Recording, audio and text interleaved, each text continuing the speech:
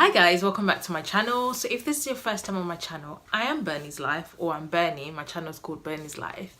And this video was inspired by the Strive to Fit on YouTube. I was going to say Facebook. On YouTube, that's Dr. Jamie. So her video was about life on the wards as an A&E doctor or working in an emergency department.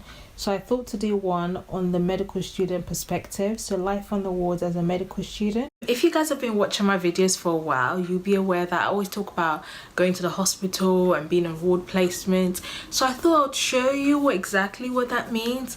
Now, because of patient privacy and hospital policy, yada yada yada, I can't really carry the camera on the wards, so I thought I'd show you through like illustrations so you guys can have an idea of what goes on the hospital ward. Things do vary between medical schools and depending on what year you're in.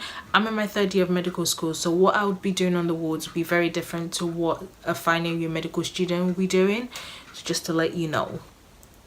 So the first thing that happens beforehand is we have a lecture at 9 o'clock. Uni usually starts at 9 and the wards are usually for 10 o'clock. Now my feeling is that it's to allow time for the consultant to see the patient on the ward rounds before we come in.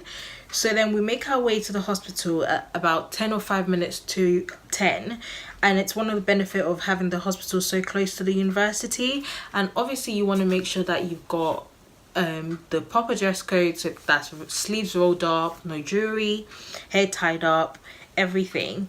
So you make your way to the wards, and everyone is usually allocated different wards, so it's usually about 6 to 8 students on a particular ward. So I, for example, was on the cardiology ward for about 6 weeks. Sometimes you're just in the ward for like that day, other times you're there for a long period of time, so that's a placement.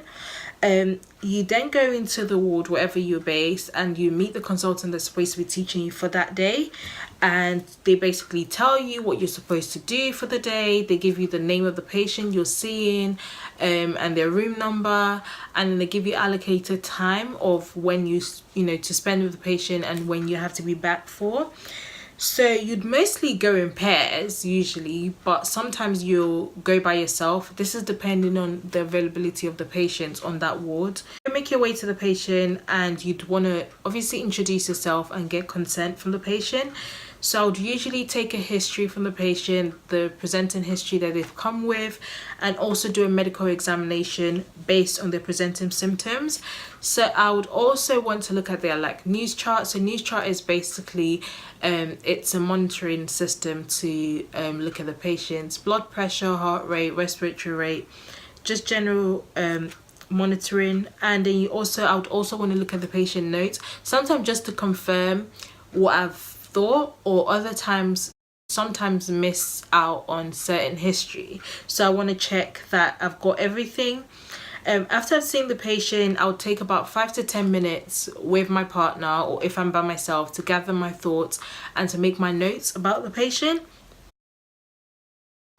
I'll then make my way to the consultant or to the teaching room and to present my patient. So I'll tell them about the history and the examination I did, why I did it, and then also give them a differential.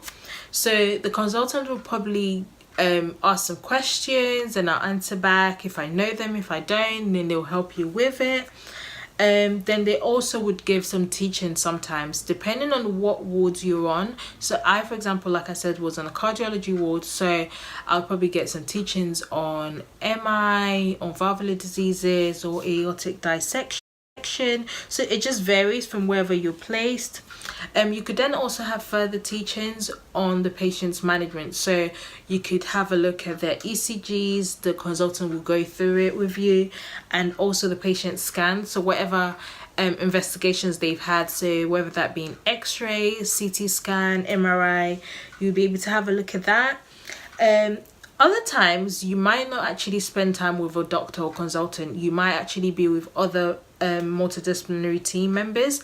So you could be with a radiologist or specialist nurse. It's all about just getting an idea of how this patient is being managed by the whole healthcare professionals. Then you then go back after you've spent time on the wards and learned what you have to learn.